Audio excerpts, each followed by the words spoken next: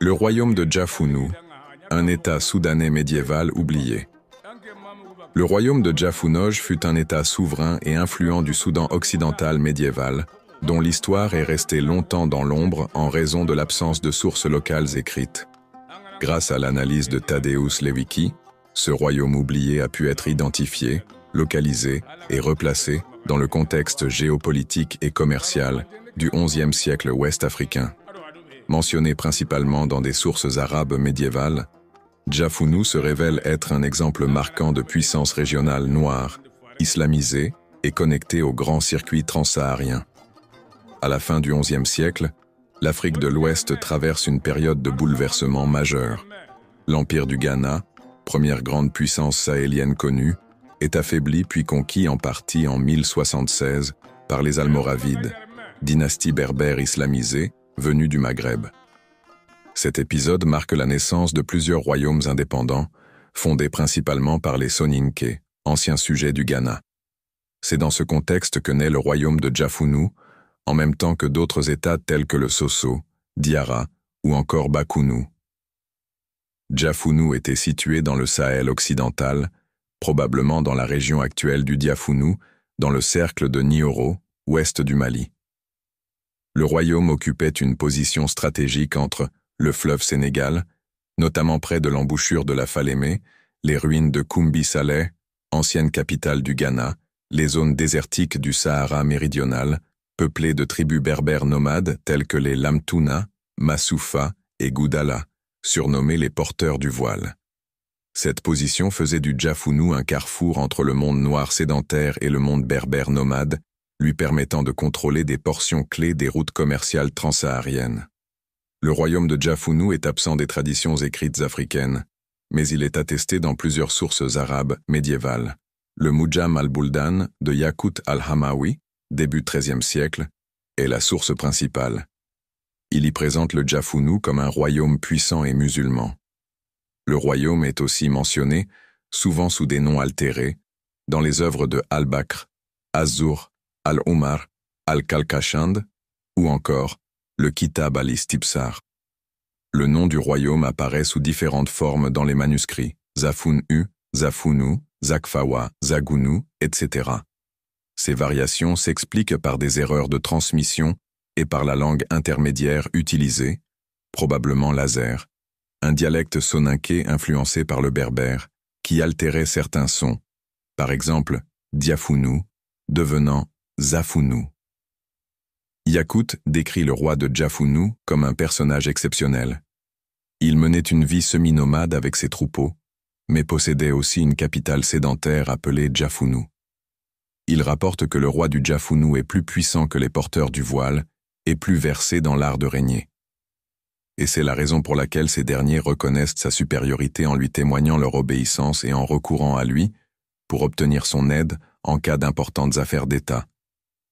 Il rapporte également « Une année, en allant en pèlerinage à la Mecque, ce roi arriva au Maghreb chez le porteur du voile Al-Amouni, prince des musulmans.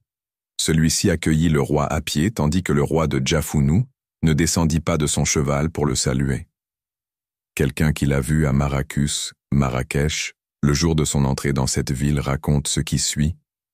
Était un homme grand, au teint noir et même très noir, dont le visage était couvert un voile appelé niqab.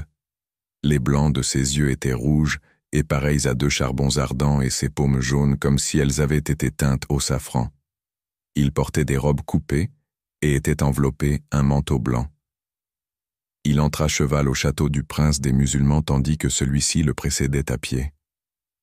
Le Djafounou était déjà islamisé au XIIe siècle, le roi était pieux et respectait les rites islamiques, comme le pèlerinage. Mais les anciennes croyances n'avaient pas totalement disparu. Selon Al-Bakri, les peuples de cette région, y compris ceux du Ghana, pratiquaient encore auparavant le culte du serpent Bida, une créature mythique redoutée que l'on retrouve dans les mythes soninké modernes. Ce mélange d'islam et de traditions ancestrales reflète bien la complexité culturelle du Sahel médiéval. Le royaume de Djafounou jouissait d'un rôle commercial central dans les échanges transsahariens. Il exportait or, esclaves, ivoire, ébène, contrôlait une route reliant le Soudan occidental au Maghreb passant par Diafunu, Azugi, Tijikja, Kediat Ijil, Sigil Massa. Il entretenait aussi des liens secondaires avec les marchés du Souss et de Oueddra. Selon Azura, sa capitale était la ville soudanaise la plus proche de Sigil Massa, ce qui confirme son importance dans le commerce transsaharien. Diafunu atteint son apogée entre 1120 et 1150. Il profite de la désorganisation du Sahara après l'effondrement des Almoravides, domine certaines tribus berbères du désert et devient une puissance intermédiaire entre le Maghreb et le Soudan, remplaçant brièvement le Ghana comme hégémon régional. Son roi est politiquement influent, respecté à l'international, et son royaume prospère grâce au commerce, à l'islam et au prestige dynastique. À partir du milieu du XIIe siècle, Diafunu commence à décliner. Le Ghana connaît une brève résurgence, et l'empire du Mali émerge au XIIIe siècle avec l'ascension de Soundiata Keïta. Diafunu perd peu à peu son autonomie. Au XIVe siècle, les auteurs arabes comme Al-Omar le mentionnent comme une simple province du royaume du Mali, juste après Ghana. Le royaume a cessé d'exister comme puissance indépendante, mais son nom survit dans la géographie politique du Mali médiéval.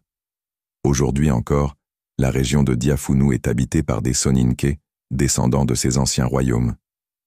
Les traditions orales ne parlent pas explicitement d'un royaume de Diafunu, mais elles évoquent un roi mythique appelé Manama Ganyakate, riche, musulman et voilé, très proche du souverain décrit par Yakout. Le royaume de Zafun-U fut un acteur majeur, mais oublié, du Soudan occidental médiéval. Sa puissance reposait sur une islamisation précoce, un commerce florissant avec le Maghreb et une stratégie diplomatique qui lui valut le respect des Almoravides eux-mêmes.